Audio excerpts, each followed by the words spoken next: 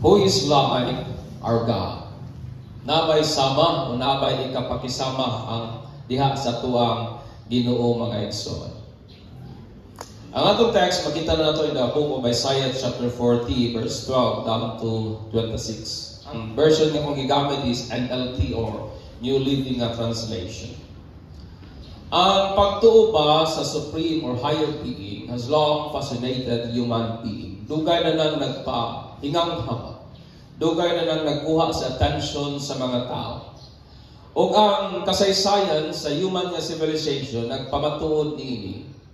Sa rason nga daghan sila og mga achievement, daghan sila og mga building nga gipang tukod. Daghan sila og mga engineering wonders nga nag-capture gali maski sa mga brilliant nga mga huna-huna sa atong panahon karon. Daghang mga achievements sa mga paas nga naglibog pa o naghatag pagpasol sa mga modern mind.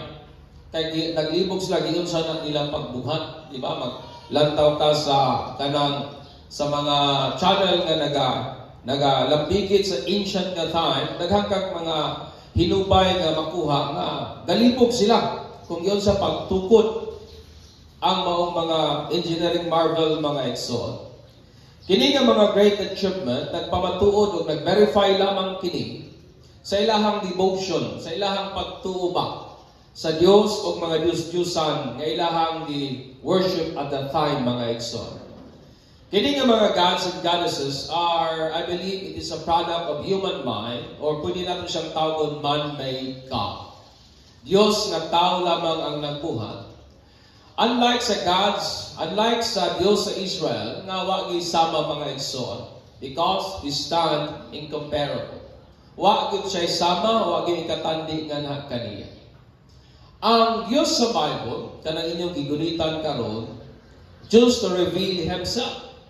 Mao na nga nakailatan niya. Dili nato na diskubrihan ang Ginoo, nano ba discover God? Nano ba come to conclusion that God is love? None of us discover that God is good, but God revealed Himself that He is good. Amen. God revealed Himself that He is love. God revealed Himself ngayong anak siya mga igsoon. Kaya kung wala ipadayag sa Dios ang iyang kaugalingon, none of us can know kung kinsa gyud ang Ginoo nga matuod mga igsoon. Ang balaan nga kasulatan mao kana ang pinasahi o special nga revelation sa Ginoo nganhi kanato og diha iyang ipadayag ang iyang una-una. In the Bible, God revealed His thoughts. Mao na nga magbaw-an nato ang unsay kasing-kasing sa Ginoo because He revealed it pinaagi sa Bible. Diha sa Bible, di-reveal sa Ginoo ang iyang purpose, ang iyang plano, ang iyang desire, ang iyang intention. Diha po di-reveal sa Ginoo nganong ang mga tao gitawag nga fallen creature. Nasayra nato yung account of creation. Hinungdan og rason nga nung nakasulod ang sala sa kalibutan mga igsoon. Diha po sa Bible, di-reveal sa Ginoo ang iyang kinaiyahan, ang iyang attribute, ang iyang pagkasya, kung unsa siya nga klase nga Dios, that He is holy, that He is righteous, amen, that He is incomparable, wa sama kaniya og uban pa mga igsoon. Ang mga Israelite, aning nga passage nga itong ibasa karon, nag-atubang sila sa national crisis. So may crisis ka kinatibuk-an mga igsoon. O gipangutana dayon sila sa Ginoo kay discouraged man lagi sila. And the question is this, to whom will you compare God? Asa man nimo ikakumpara, ikatandi o ikapakisama ang Ginoo? Ingon pagay siya, and who is His equal? Napay parihan niya. O ang tubag ani nga maong pangutana nag-provide of comfort ngadto sa mga disheartened nga mga Israelite mga igsoon. Ang tubag sa maong pangutana naghatag nila maong kahupayan sa ilahang mga nangadiscourahi nga kasing-kasing mga igsoon.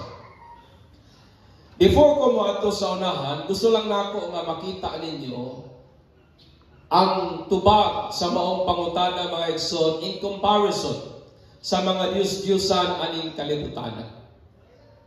Kaya daghan og mga Diyos nga ginatudlo mga igsoon sa eskwelahan, daghang mga Diyos nga ginatudlo pagali sa mga bata during sa elementary days up to sa ilang college days. Daghang mga Diyos nga ginatudlo, but that is not the God of the Bible. It's hard to say nga, we are called Christian nation, pero wala gyud ginapanghusgan og tudlo ang pulong sa Ginoo sa mga eskwelahan. Kabantay ba mo ni ana? Ang ginatudlo noon sa eskwelahan nga ang tao gikan sa unggoy mga igsoon. So, maghimo ako karong comparison and I want you nga makita ninyo that wa gyud ay sama ang Ginoo sa Bible. Magsugod ta una sa mga Diyos sa Grigo o sa Greek. Then sunod dahil sa uban ng mga Diyos, mga famous gods and goddesses versus the God of the Bible. Kaning naadiri mao na ang sa Greek mga igsoon. And we believe, og nagtuang mga Grigo ang ilahang supreme God, mao si Zeus. Mao ni ang leader sa mga Olympians na. Lugar, kumikang Olympians, lugar na sa mga Diyos. That's why gali ang word na Olympic that is in honor sa mga Olympians God. Dili na pagpasidungog sa Diyos sa Israel, pagpasidungog na sa Olympians God. O si Zeus ang pinakalabaw nila, pinakataas. Kani si Zeus, anak ni siya ni Kronos of Nerea. It means may sinugdanan siya. O iyang giminyuan ang iyang igsuon nga si Hera. So, magsuon, nagunay. Siya po nagitawag nila nga God of Sky and Thunder, powerful, strong, and brave. Mao ni ang attribute ni Zeus. Diyos sa kalangitan, gamhanan, kusgan, isog. Apan ang problema ni Zeus, mao ni getting troubles when in love. Magproblema gid siya, kay dali kay siyang ma-in love. Dali kay siyang mahigugma. Og daghan kayo mga babaeng di pa burusan ni Zeus. Because he is a kind of God na daghang babae. Daghan siya ka-fair, mga igsoon, and then moody po si Zeus. Kada bitawng usap-usap ang iyahang mood karon, lipay, taon-taon, suko na. Di ka kasabot usahay pa. Mao nang ilahang supreme God. Usap po silang God mo si Poseidon. Mao ni siya ang Diyos sa dagat o sa mga kabagyuhan.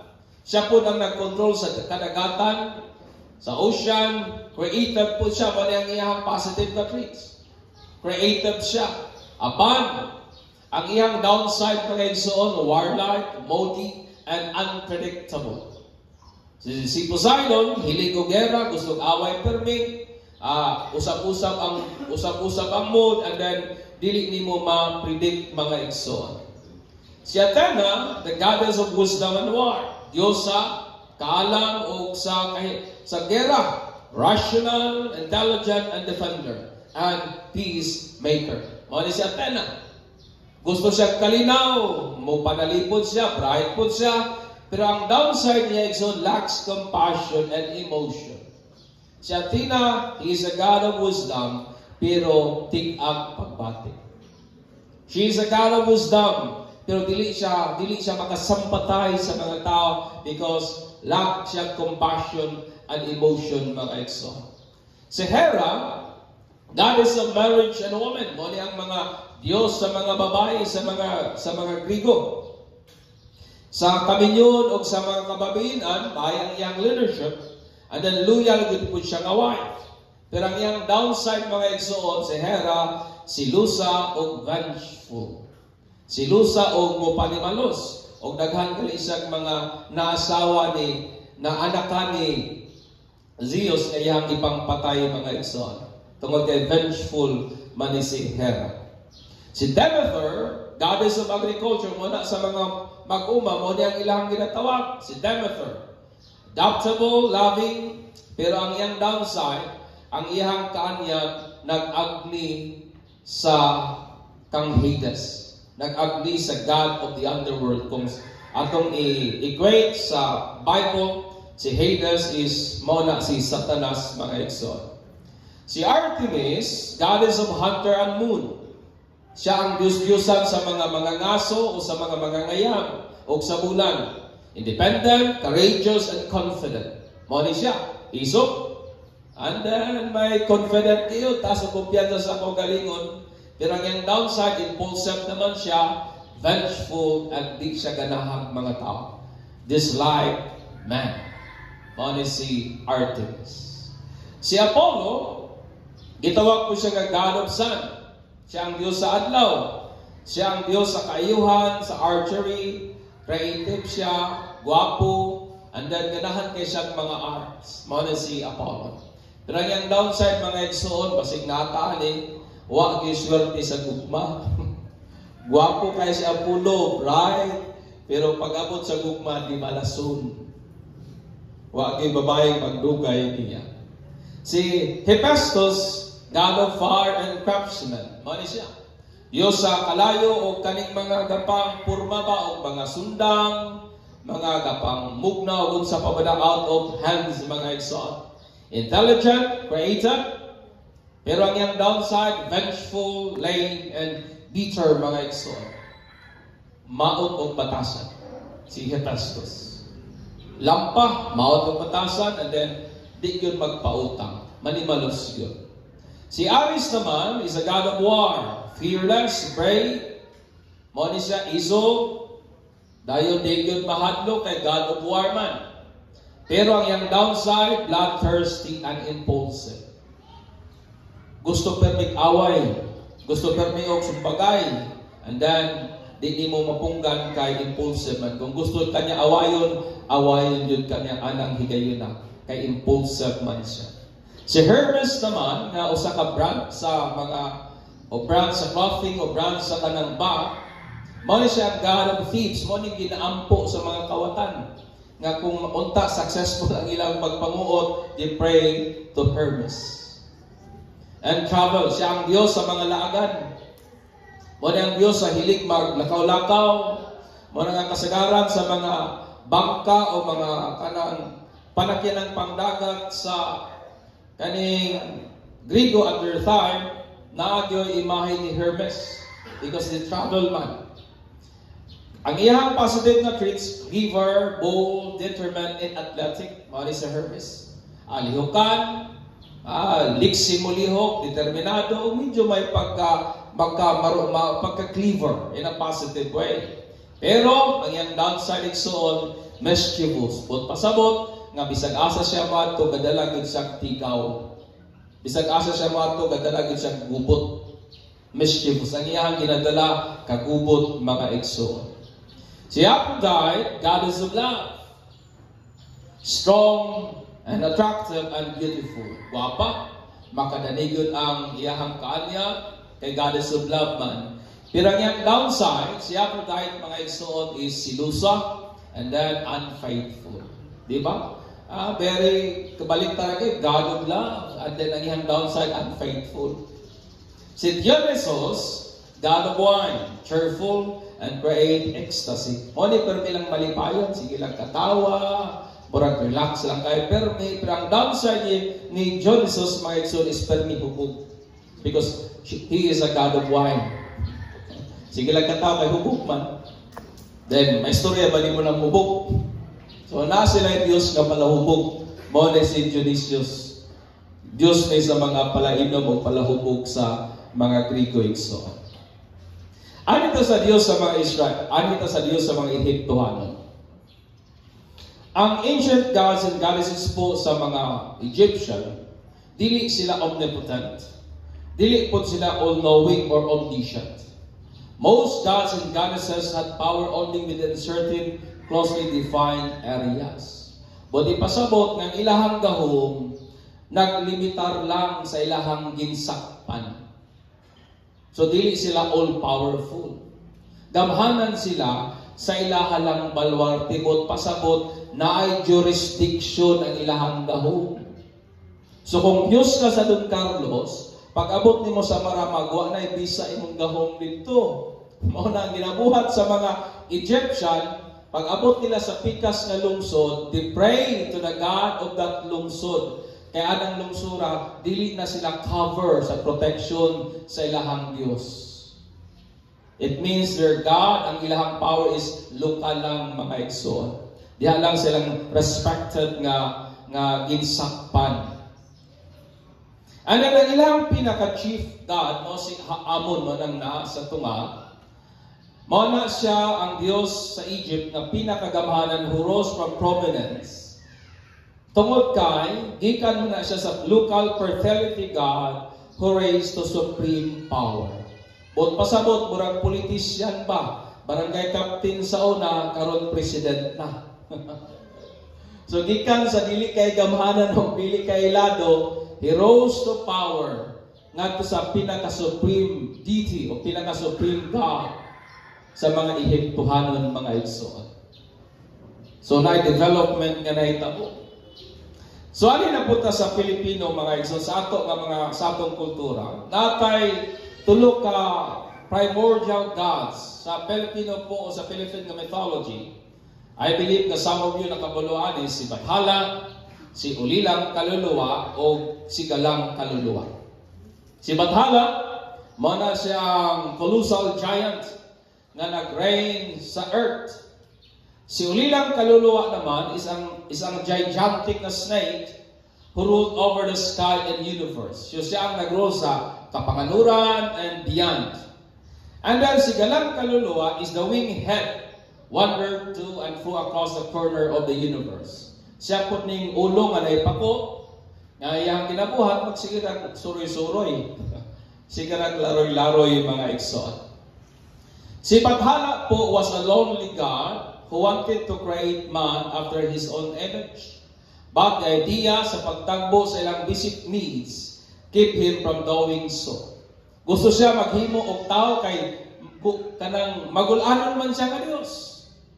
Pero naglibog siya o ang nagpugong niya sa pagbuhat og tao kay wa siya kabalo unsaon pag-supply sa ilahang mga panginahanglanon. May Diyos bang malibog? O nakabalo galit ta kasi diyang nag-create siya og tao according sa istorya kaniadto sa diyang elementary pa kita nga nasipyat gali siya sa paghimo sa tao mo nang naay puti, naay brown, naay itom, di ba? So siya ang klase nga Dios nga masipyat. But that is not the God of the Bible. Si Ulilang Kaluluwa, kanang giant na snake, namatay na siya during sa heated battle with Bathala, nag-away man na sila. O napildi si Ulilang Kaluluwa. Si Galang Kaluluwa naman, befriended with Bathala, pero namatay gihapon siya out of sickness. So kining mga Diyosa nga namatay mga igsoon, ang isa sa away, ang isa tungod sa sakit. Bathala was not all-powerful, dili siya labing gamhanan, dili po siya all-knowing, dili po siya all-perfect. Bathala is the creator of everything in the universe according sa Filipino mythology, pero may beginning siya. He appeared during the various natural phenomena such as flood, fire, and earthquake. So nitungha siya sa diyang ay, mura magresulta lang siya sa aksidente ba? Resulta lang siya sa chaos o sa catastrophic na events sa earth. That's why nigawas si Bathala mga igsoon. It means may gigikanan o may beginning yun siya. Diba? Unlike the God of the Bible. Nakasunod pa ba muna ko igsoon? Ano punta sa three main gods of Hindu? Daghan kay mga Diyos sa kalibutan igsoon kung masayod lang mo. Ang tulo ka main god sa Hindu mo na si Brahma, si Vishnu o si Shiva. Si Brahma, kaning diri sa daplin kanang daghang ulo, mo na siya ang God of creation. That is Brahma. Si Vishnu, the God of preservation. And si Shiva is the God of destruction. So tulo sila. May nagbuhat, may nagpreserve na apoy tiguba. Si Vishnu. Brahma was born from golden egg. So natkani si Brahma ang iyang beginning na tao sa gikan sa bulawan nga itlog. And then created everything else, includes Vishnu and Shiva. So si Brahma nasa beginning, gikan siya sa bulawan nga itlog according sa ilahang book. And then iyang gi-create si Vishnu o si Shiva. And the rest, everything. So tanan was created, include si Brahma mga igsoon.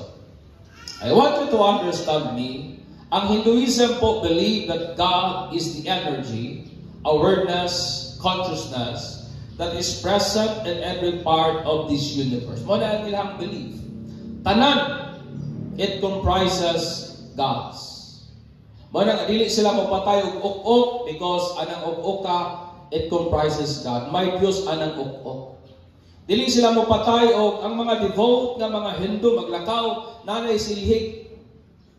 Kaya dili sila gusto nga makatamak o maski gamay nga lamigas because they believe nga maski gamay nga lamigas may Diyos ana. Everything mga igsoon comprises God. Imong hangin, imong utot, tanan, it comprises God.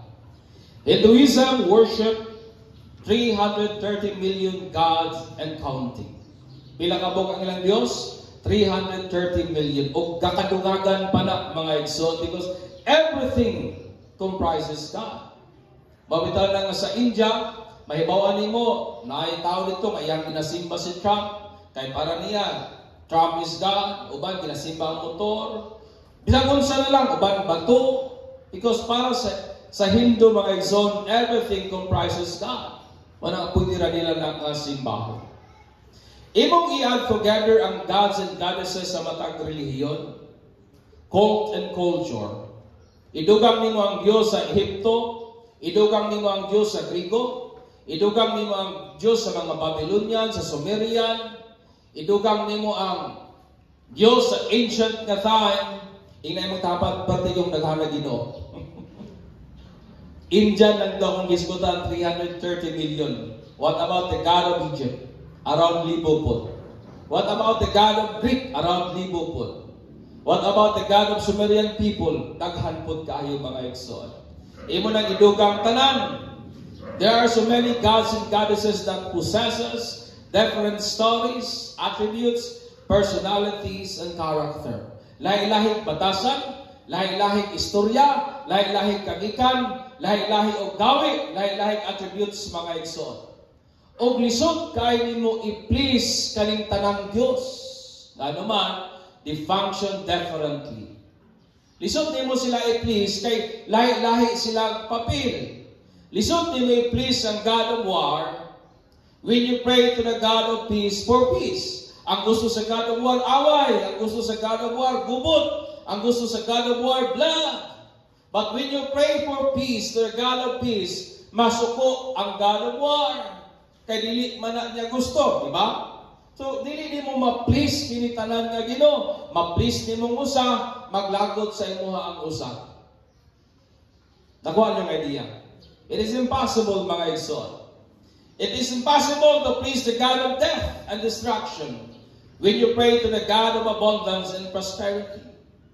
Ang pukang na isang tao maayo siyang sakit, ngato sa Dios sa kayuhan. Dabi masuko man pud ang Dios sa kamatayan. Kaya gusto man niyang mamatay ng tawanan. So, lisod kayo i-reconcile kining managlahi nga gusto sa mga Diyos-Diyosan aning kalimutan ng mga igsoon. And it is impossible to please them all. Kaya lahi-lahi silang gusto, lahi-lahi silang function mga igsoon. Apan kining tanan nga Dios and goddesses share a common resemblance. May managsama silang butang nga diha silang tanan nagkauyon mga igsoon. Dili man sila parihag kagikan, dili man sila parihag istorya, dili man sila pariha o color. Kabantay ba mo nga ang Dios sa adto ka sa Hinduism, their God is na pagka-blue, ingana. At di po ka diri sa tapit sa Thailand, ang ilang blue pero taas kay gilong na ipagka-elepante, di ba? At kung ka sa Diyos sa Israel, medyo may pagkasingkit, kaya naman, butangan mo ilang make-up. At kung ka sa Diyos sa Grigo, ang medyo maskulado po, kaya that is their image of their God. At kung ka sa Diyos sa Pilipino, may Pilipino nga face po ang ilahang Diyos, mga igsoon. Although, may lahi-lahi sila nga traits, but they share in common resemblance. And this is, mga igsoon, ang ilahang resemblance na managsama sila, that we are not all eternal. Amen. All the gods of this world are not eternal. May gigikanan silang tanan. Ammon has a beginning, but Allah has a beginning. Si Zeus has a beginning. Kabalo ba mo nga istorya ana nga si Zeus ilahang gitraidor ang ilahang amahan nga si Kronos. Gitabangan nilang tulo. Gipatay nila ilang amahan kay gusto sila mopuli sa power. It means nga may beginning sila mga igsoon o pwede po silang mamatay. O sa pailang na semblance that they are not omnipotent. Dili sila labing gamhanan. The moment nga gi-create nila ang kalibutan according to their book, naluya sila. Gipangkapoy sila. Kinahanglan nga mores sila aron nga i-replenish ang strength nga nawala sa ilaha mga igsoon. Dili po sila omniscient, dili sila all-knowing. Muna ang mga Diyos sa ancient days, pwede ra nimong ilaron. Pwede ra nimong lipaton. Kabalo ba mo nga ang God sa Egypt, nagunay-unay sila? Kaya nga naman, wa man kabalo ang ilang supreme God sa mga plano, sa mga demigod. So ba nilang kauban nga Diyos nag-revolt against their supreme God? Ug wa siya kabalo ana because dili siya all-knowing. Wa siya masayod sa tanan. Even the gods sa mga Sumerian, etc., they are not omniscient mga igsoon. Dili po sila omnipresent. Dili po sila present at anywhere at the same time. That is omnipresent. Present ka sa tanang lugar sa managsamang oras. It means that ang Diyos na karon dere, napod siya dito at the same time. Pero ang Diyos nila dili, kung naa siya diri, wala siya dito. Tungod kay dili man siya omnipresent mga igsoon. Ang Diyos po na naa sa kalibutan, dili po immutable. It means unchangeable sila. They are subject to change. Nagkakausap-usap sila. Amen ba? Affected sila sa change. Affected sila sa gakahitabo sa ilahang palibot. Dili sila immutable mga igsoon. Dili po sila holy. Because most of them are, kay kasagaran sa ilaha, daghan og mga sami, mga igsoon. Dili po sila absolute perfect. Dili po sila righteous. The glory of these gods and goddesses can be represented by woods, stones, bizarre animals in human form, and everything that pertains to creation. Kabantay ba mo nga kining mga Diyos-Diyusan kaya lamang i-represent sa mga binuhat na mga butang. The glory of their God can be represented by drawing. The glory of their God can be represented by stones. Kaya i-represent sa kahoy, sa clay. Kaya i-represent sa mga bazar o ingon moingag bazar. It means mga hulagway ba nga murag unggoy, murag tao, murag kwaknit, murag halas. Kabantay mo man yana? Lahi-lahi nga hulagway ba nga ilang gi-infuse sa usa lamang ka image. Na isang tao nga ang lawas, riyon, na ipako, pero ang ulo tao, bazar nga imaheng mga igsoon. Because their God can be represented by created things. Amen. Ang ilahang Diyos kaya lamang i-representar sa mga binuhat ng mga butang. Ang Israelite po, taliwala silang very chaotic na condition. Nalibog sila sa ilahang amurag unfavorable nga kahintang, ibulit pa yun sa great nation. Apan ang Ginoo nagpadala nila comforting words, reminding them of who He is. Sa ilahang kalibog, sa ilahang pagkadiskurahe, idasig sila sa Ginoo, pinagi sa pagpadalag mensahe kadto kanila, pagpahinumdom kung kinsa siya nga Dios nga ilang yalagaran. That there is none like Him, nor there will be mga igsoon. Amen. Nga wag yung sama niya, o wag yung ikakumpara, o wag yung makatumbas o makatandi niya. In the book of Isaiah chapter 40, 12 to 46, mga igsoon. And I want yung inyo ning basahon diya sa inyohang lingkuranan. Iyay. Palihog na lang ko, usunok, niumot naman po. O gato ning basahon mga igsoon. And I want you to read it. I-compare ninyo sa God ka akong iprasan karon. Kung naabagay sama ang Diyos sa Bible. Kitang tanan. Who else has held the ocean in his hands? Nabada ko no nato aning mga Diyos-Diyosan nga kaya niyang tigumon ang tubig sa iyang mga palad. Can these gods match the God of the Bible? Who has measured off the heavens with his finger? Ngayang kayang sukdon ang kapanganuran sa iyang mga kamot. Who has known the weight of earth or has weighed the mountain and hills on a scale?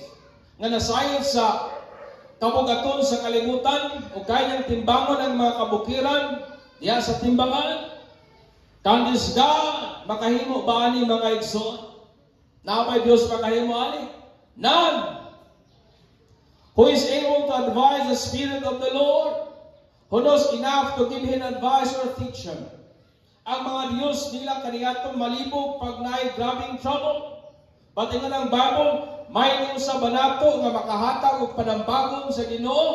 Kaya wa siya masayod unsay iyang buhaton. Usahay kita sa una natay panultihon may madunggan nga pag sigig init we pray ulan. Di ba? Pag grabing init sa una ampo tag ulan. Karon na po nga sigig ulan, ampo na po taog. Lord, painitan na po Ginoo kay grabe namang uwan. And then, we come up into a certain conclusion. Mingon din ta, di baka malibog ang Ginoo nato ani ba? My God, dili na ang akong Diyos wala nagakalibog. Kung ang imong Diyos nagakalibog, that is not my God. Tungod kay akong Ginoo, wala nagakalibog o wala butang nga pwede nimong itudlo niya kaya wala niya masayran o mahibawan mga igsoon. Has the Lord ever needed anyone advice? Does he need instruction about what is good? Did someone teach him what is right or show him the path of justice? Nabay makatudloan sa Ginoo o sa angayan buhaton? Wala mga igsoon. For all nations of the world are but a drop in a bucket. They are nothing more than dust in the scales. He picks up the whole earth as though it were a grain of sand. Aning panahon na nagatubang silang baga nga kalaban. But God reminded them that nations are nothing to God.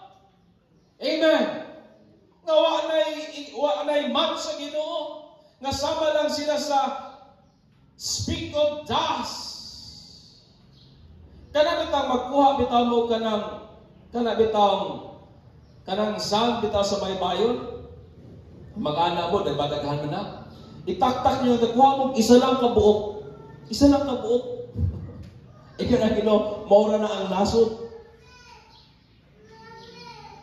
Amen.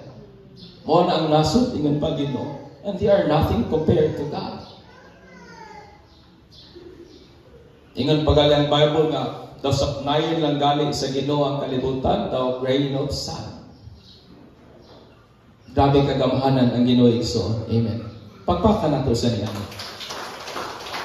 All the wood in Lebanon's forest and all Lebanon's animals would not be enough to make a burnt offering worthy of our God. The nation of the world are worth nothing to him. In his eyes they count for less than nothing. Mere emptiness and thought. To whom can you compare God? Asa man daw nimo ikatandi ang Ginoo? Kaya ba nimong itandi ang Ginoo kang Zeus? Diyos nga may pagkababaero? Can you compare God to Zeus? Can you compare the God of the Bible to Ammon, na murag politician, gikan sa kapitan, na himong presidente? Can you compare God to Ares? No. Who is like our God? To whom can you compare God? Ingon niya, what image can you find to resemble Him? May imahe ba, may mong mahimo, na kayang mo represent sa kung kinsa ang Ginoo? Can He be compared to an idol form and mold, overlaid with gold and decorated with silver? Kaya bang i-represent aning maong butanga ang himaya sa Ginoo? No! But their God can be represented by gold.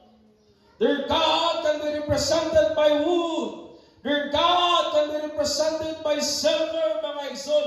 not the God of the Bible. Amen. Dili ang Diyos sa Biblia. Or if the people are too poor for that, they might be at last choose wood. Na kung kabus sila, pwede silang mamili o kahoy nga dili malata. Magsuon din silang mga craftsman, pag-ukit sa imahe. Nga aron nga, medyo balansi, di po matikwang mga igsoon.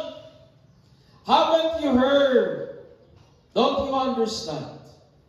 Are you deaf to the words of God? The words He gave before the world began. Are you so ignorant? God sets above the circle of the earth. Amen. Ito po yung ibabaw sa kalibutan. The people below seems like the suffer to Him. He spread out the heavens like curtain and make His lamps from heaven. He judged the great people of the world and bring them all to nothing. They hardly get started, barely taking root. When it blows on down the weather, the wind carries them up like a chaff. Isang kining mga taong gamhanan, gamay ramang yun na sila. Talagsa na sila matungha. At ingon na nino, mura raman na sila o kanang kuan, layak nga dahon. Nga huyupon lang sa hangin. Compare to our God, mga igsoon. And 25, ingnan siya, to whom will you compare me? Who is my equal? Napay sama ang Diyos, mga igsoon. Pwede ba natong ikakumpara ang Ginoo sa bulawan? Pwede ba natong ikakumpara ang Diyos sa bato, sa kahoy, sa iyang created na butang? Can we compare God to the gods of this world? Di ba dili? As the Holy One. O sa inyo sa Ginoo, look up into the heavens, who created all the stars. He brings them out like an army, one after another, calling each by its name. Pila ka bituon ang imong ilhan. Sumala pa sa mga astronomer, ang ato daw ng galaxy, nala kunoy trillions of galaxies. O ang ato ang universe, may trillions of galaxies. O kita, o anang every galaxy, nala kunoy trillion or countless ng mga stars. Batingan ng Bible, God call it by name. Gipangan lang sa Ginoo, usag-usag. Di ba pumaamay sana? Pagpaka na itong Ginoo niya na so. Because of His great power and incomparable strength, not a single one is missing. That is our God. Sa ilahang grabe kadiskurahin nga kahimtang, ipangutanan sila sa Ginoo. Kanang Dios nga inyong kabiliban sa uban nga nasod, makumpara ba na ninyo sa kuha? That's what God said to them. O ang tubag ana, it gives comfort sa ilahang mga nga-discourage na kasing-kasing. We cannot expect flawless creation from imperfect beings. Di ka maka-expectar o buhat nga wag yo'y sami, gikan sa may sami nga creator. Amen. When God created man, wag man tayo sami. Nakasala lang ta mo nang naguba ang imahe sa Ginoo. But we are created by God, perfect mga igsoon. Flaws can be found in all gods and goddesses around the world. Di ba? Sa kasa kamulan tao, sa pagkukayo mo ng mga ancient na mga book, tanawa ang ilahang mga Diyos, may sinugdanan. Tanawa ang ilahang Diyos, may kahinaan. Tanawa ang ilahang Ginoo mga igsoon, na mga flows, na mga bikil. Gamhanan, pero unfaithful. God of love, pero traidor. Di ba? Ganang very irony sa ilahang pagkasila. God of peace, pero lack of emotion. Flows can be found in all gods and goddesses around the world. Sa asa kamulan tao, may pikil. Damhanan, pero nag-apan, mga igsoon. If the gods of this world are not a product of human mind, then why do they have flaws? That is my argument. Kung kining mga Diyos sa kalibutan, dili ni bunga sa una-una sa tao, nganong naman sila ipiki. Because, dili ka maka-expectar of perfect creation from imperfect being na mao kita. If they are created by human ingenuity, then they are not God at all. Kung resulta lamang sila sa kalihukan ba sa una-una sa tao, then dili gyud sila Dios nga tinuod. They are man-made God. The God of the Bible stand alone as unique. He is without end or beginning. Amen. O ba maglibog ana? How come? He is God. Wala siya sinugdanan. Wala po siya katapusan. He is eternal, mga igsoon. Created time and exists beyond it. That is our God. He created time, space, and matter, but He lives above and beyond anak, mga igsoon. He is omnipotent. Kung may ikaw omnipotent, it means the moment na iyang gigamit ang iyang gahon, wag yung nakuha sa iyang gahon. Amen. Kita, kung magamit ka sa atong kusog, kinahanglan mo ta magpahuway, kay maluya man ta. So He is the God of this world. The moment they created something, gipangkapoy sila mga igsoon mo na nga nagpahuway. It means they are not omnipotent. Ang Diyos nato is omniscient. Wa gid tayo maitago niya. Amen. Nasayod ang Ginoo sa intan sa atong kasing-kasing, sa intan sa atong una-una. None of us can hide from the Lord. Everything is dayag at tubangan sa mata sa Ginoo, mga igsoon. Nasayod siya sa kagahapon, nasayod pa siya sa ang moabutay ug mahitabo ug mapuhon. God is omnipresent. It means present siya sa tanang lugar at the same time. That is our God. Kung nga dili makapwede mo ingon nga ang Ginoo na diri karon, kay kung naa sa diri karon ug dili siya omnipresent, di wala sa dito. Diba? But God is omnipresent. He is present everywhere at the same time. So nasa diri, naapod siya dito, naapod siya dito at the same time. God is immutable. It means wa siya kapasidad na mag-usap. Unchangeable ang atong Ginoo, mga igsoon. Look at the God of this world, subject sa kausapan. Pwede nimong mausap ang ilahang desisyon. Pwede nimong ma-influence ang ilahang decision making. Itong panahon nga nagubat sa Olympus, naglibog si Zeus unsay buhaton, so nagpatawag siya meeting. Sa unsa may atong buhaton? Because He is a God na He is a God na immutable. He is subject to change. Kinsa man ang ato ang Ginoo, He is holy. Ang mga Diyos sa mga immoral, mga lustful, mga arrogante nga mga Ginoo. But that is not the God of the Bible, because the God of the Bible is holy. Amen. Ang Ginoo sa Biblia, balaan, o wala kayo sala nga makatindog before sa iyang presence. Amen. Sila nga mga Diyos, kaniyatong unang panahon, sila lang nagunay-unay. Magsuo, nagunay.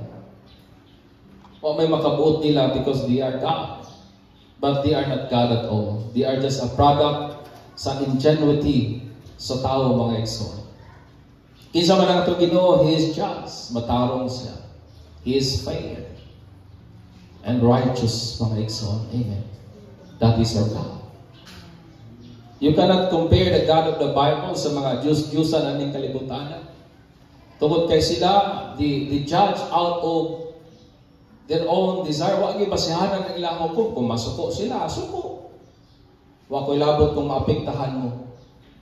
But not the God of the Bible. He is righteous, mga igsoon. Perfect in beauty and majesty and every way. Naapa mo'y ikasaway sa Diyos sa Bible. Nabatay ikasulti. That is contrary sa iyang pagkasya. Di ba wala? Because God is perfect in every way. It means that God is not a product of human imagination. Kaya kung ang Ginoo produkto sa human nga huna-huna, there must be flows in Him. Pero kaya wala may bikil sa iya. Therefore, God is the God na tinuod mga igsoon. Amen. Kabantay ba mo? Bisan pag-unsa ka bright, maayo sa tao, bisan may perfect yun ding balay, pero nagay gamay nga pan. Bisan kung sa kagwapo ang pintal sa imong balay, susihan yun kanto-kanto ana, nagay sa kariya, wag yun may pintal. For sure. Diba? Bisan kung sa kagwapo ang imuhang sigina, susihan yun gali na. Diba nagay something ana nga, ni siwil yun ka tanod. Subaya gani, nagay apan, nagay pikit yung igsoon. Because we are imperfect beings. But God, mga igsoon, is not.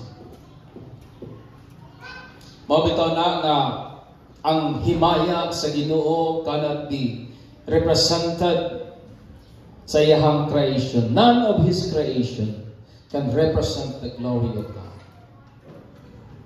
Therefore, we do not use image as an object of worship. Mga nga wala ta nagagamit og imahe para mo itong simbahon, para pahinungod sa atong pagsimba ngadto sa Ginoo, because walay imahe that can represent the image and the glory of God. Amen. Check kayo ng imuhang Ginoo kung kaya nang i-represent sa kahoy. My God, ang akong Ginoo, dili kayo i-representar sa mahal na kahoy. Ang akong Ginoo, dili kayo i-representar sa bato, bisan pag-unsa na kamayo pagkakulit. Ang akong Ginoo, dili kayo i-representar sa gold, bisan pag-unsa na kamahal. Ang akong Ginoo, dili kayo i-represent sa diamond, bisan pag-unsa na kabililhon mga igsoon, because none of His creation can fully represent His glory mga igsoon. Mao na kataliwala aning atong mga ginasinati o hagit sa kinabuhi. Ang atong comfort ang gikan lamang gyud reassuring ourselves and holding true to the faith that there was, there is, and there will never be no one like our God. Amen. Ang atong comfort aning kinabuhi, kana bitaw atong pahinumdum kanunay sa atong kaugalingon ug magpabilintang matinud-anon ug lig-on ba diha sa pagtuo nga wa gyud sama ang ato ang Dios. Amen. Amen. Nga wa gyud sama ang ato ang Ginoo, that He is unchangeable, that He is faithful, that He is all-powerful, that He is omniscient and omnipresent, mga igsoon, nga walay lugar, adlaw o oras sa atong kinabuhi nga gibiyaan ta sa Ginoo, because He is omnipresent and He is unchangeable. Nga walay lugar, panahon o oras sa atong kinabuhi nga gipasagdan ta sa Ginoo, because He is faithful.